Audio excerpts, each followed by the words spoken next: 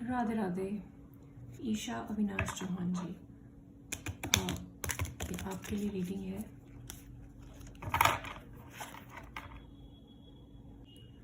PG entrance BAMS आपने जो दिया था लास्ट टाइम, उसमें मार्क्स ठीक नहीं आए ऐसा आपने बोला, तो आगे देख लेते हैं उसके क्लियर होने की पॉसिबिलिटी कैसी आ रही है।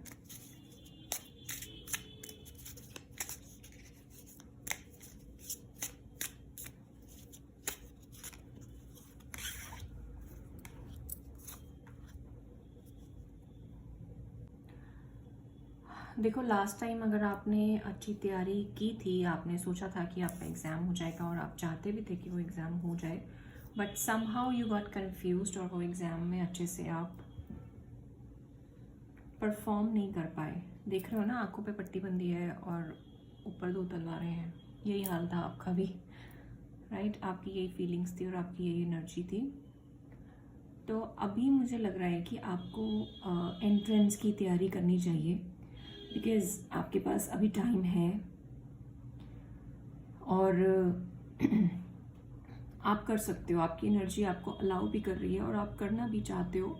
और अगर आप एंट्रेंस की तैयारी करते हो, मतलब if you come in this magician energy, right, तो अगर आप इस मैजिशियन एनर्जी में आके अपना पूरा ध्यान इस एंट्रेंस पे लगाते हो, so there are high chances that you will get the success. This is a success card, okay? 6 of wands is a success card जो आपके केस में मुझे आ रहा है।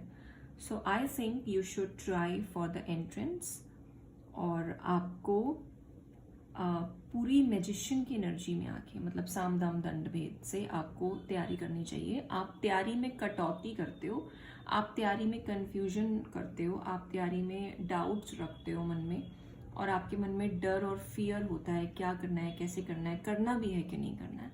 आप उन डाउट्स और फियर्स से बाहर निकलो और आप तैयारी करो, तो आपको सक्सेस मिलने के 99.99% चांसेस हैं, ओके? और जो 0.01% लूज होता है वो आपकी वजह से ही होता है।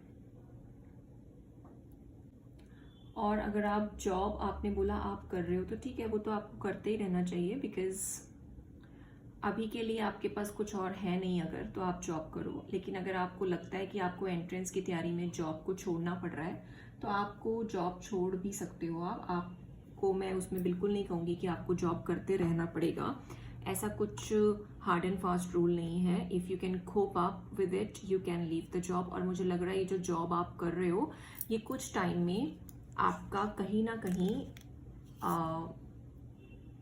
चेंजेस आएंगे इस जॉब में, okay?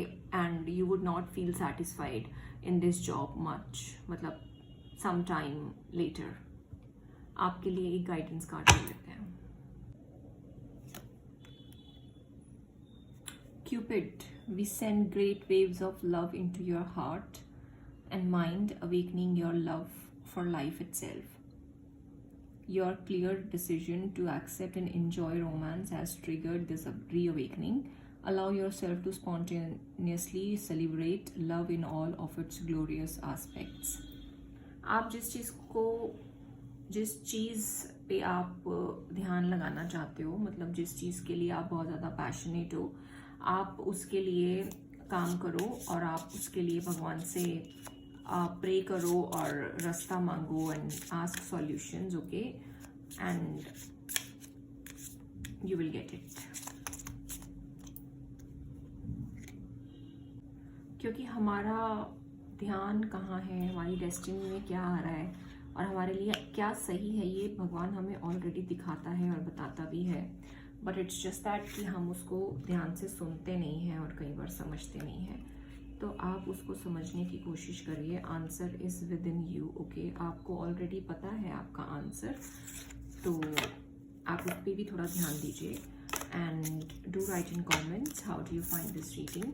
Thank you for booking the readings. If anyone else wants to book the readings, you can surely email at sanatanatmika@yahoo.com. Thank you so much. Isha जी, आपके केस में एक और चीज़ मैं कहना चाहूँगी कि आप मतलब सोचते हो कि आपको अच्छा करना है, बट समहाउ जब करने का टाइम आता है तो वो चीज़ें आप के लिए ख़राब हो जाती है, मतलब somehow आप डीमोटिवेट हो जाते हो। जैसे कुछ लोग आपको पोक कर देते हैं या आपको परेशान कर देते हैं या आपको डीमोटिवेट कर देते हैं, या फिर कुछ सर्कमस्टांसेस ऐसे बन जाते हैं कि आप डबल माइंड हो जाते हो कि क्या करना है, कैसे करना है, क्यों करना है, करना भी है कि नहीं करना है, मतलब आप बिल्कुल हताश और निराश से हो जाते हो। तो वो एनर्जी जो है वो आपके रिजल्ट को इम्पैक्ट करती है। तो आप इस चीज़ पे ध्यान रखो कि अपनी एनर्जी मेंटेन करके रखो, हाई वाइब्स में रहो और अपनी एनर्जी क्लेंजिंग करते रहा करो। राधे राधे।